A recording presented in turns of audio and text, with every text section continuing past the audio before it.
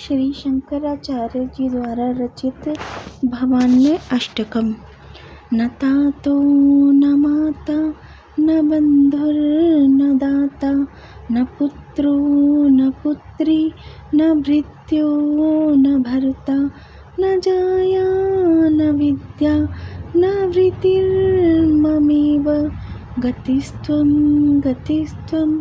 त्वमेका भवानी गतिस्त्वं गतिस्त्वं त्वमेका भवानी गतिस्त्वं गतिस्त्वं त्वमेका भवानी भवाब्धवपारे महादुःखभीरु पपात प्रकामी प्रलोभी प्रमाता कुसंसारपाश प्रबद्धा सदाहं गतिस्त्वं गतिस्त्वं त्वमेका भवानी गतिस्त्वं गतिस्त्वं त्वमेका भवानी गतिस्त्वं गतिस्त्वं त्वमेका भवानी न जानामि दानं न चाध्यानयोगं न जानामि तन्त्र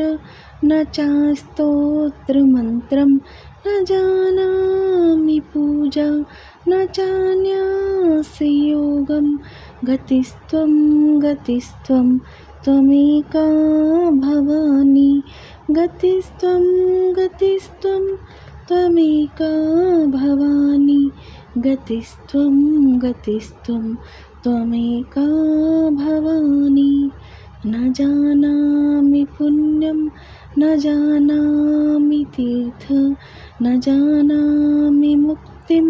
लयं वा कदाचित् न जानामि भक्ति व्रतं वापि मातर्गतिस्त्वं गतिस्त्वं त्वमेका भवानी गतिस्त्वं गतिस्त्वं त्वमेका भवानी गतिस्त्वं गतिस्त्वं त्वमेका भवानी कुकर्मी कुसंगी कुबुद्धि कुदास कुलाचारहीन कदाचारलीन कुदृष्टि कुवाक्ये प्रबन्ध सदाहं गतिस्त्वं गतिस्त्वं त्वमेका भवानी गतिस्त्वं गतिस्त्वं त्वमेका भवानी गतिस्त्वं गतिस्त्वं त्वमेका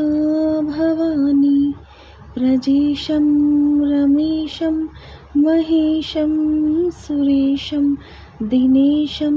निशीथेश्वरं वा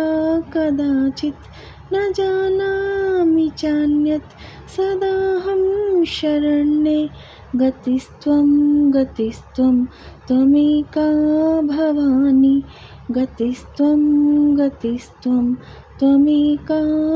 भवानी विवादे विषादे प्रमादे प्रवासे जले चानले पर्वते शत्रुमध्ये अरण्ये शरण्ये सदा मा प्रपाहि गतिस्त्वं गतिस्त्वं त्वमेका भवानी गतिस्त्वं गतिस्त्वं त्वमेका भवानी अनाथो दरिद्रो जरारोगयुक्तो महाक्षीणदीनः सदा जाड्यवक्त्र विपत्तो प्रविष्टा प्रनष्टा सदाहं गतिस्त्वं गतिस्त्वं त्वमेका भवानी गतिस्त्वं गतिस्त्वं त्वमेका भवानी गतिस्त्वं गतिस्त्वं त्वमेका भवानी।